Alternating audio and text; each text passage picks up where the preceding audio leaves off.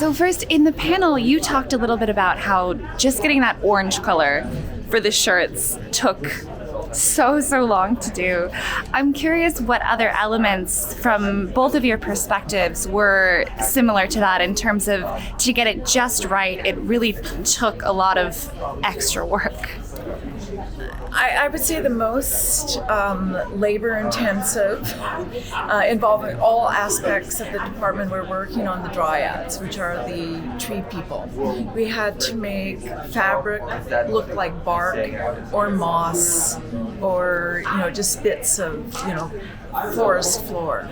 And so it involved our dye department, dyeing, silk to the appropriate shades of many shades of green that we found in the forest to represent lichen, to represent moss. It took our sewing department a lot of labor to felt the fabric so that, when you would go up to the fabric and touch it, you couldn't really tell the difference between that and actual moss, which wouldn't have lasted on the garments. And then to put it all into a dress that resembled a tree until the actors started walking around it. I would say that was the most intense one. What about you?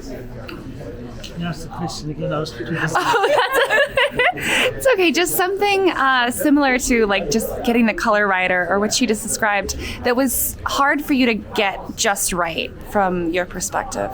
Look, I think for me it was more a combination of things, particularly Camp Half-Blood, the actual camp, the little huts where they all lived. To find the right balance between Ares' cabin and Hermes' cabin and Poseidon's cabin, and those are the three main ones we use, the Hephaestus cabin. And so colour balance, but also to you're telling a story with everyone, so Poseidon is of the sea, so you go into some blues and so, it's that balance was important. And also, but at the same time, we're making sure that Percy's going to go inside this cabin. We don't want to lose him. So very much we had to... especially under the canopy of the forest, right? Yeah, well, exactly. That was another... Yeah. And what are you most excited to see fans react to when the show releases? I think... obviously it releases one episode at a time, so I'm going to be excited every week.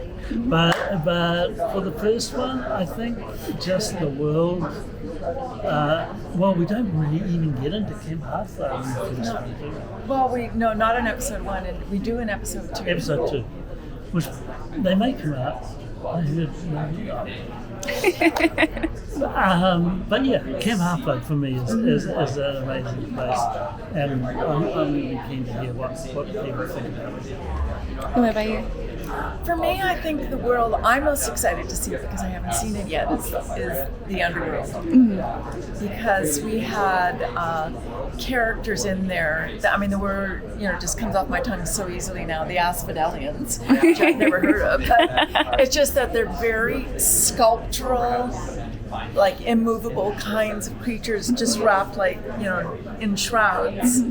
And they look very sculptural in that sparsely treed environment, and I just can't wait to see how the kids look, because everything is in shades of gray in that world. I can't wait to see how our kids look in their muted but colored costumes, just going through there and having us track them until they finally get to meet Hades. Hardest working job, by the way. Okay. Hades. You've got all those people to look after. Yeah. Thank you.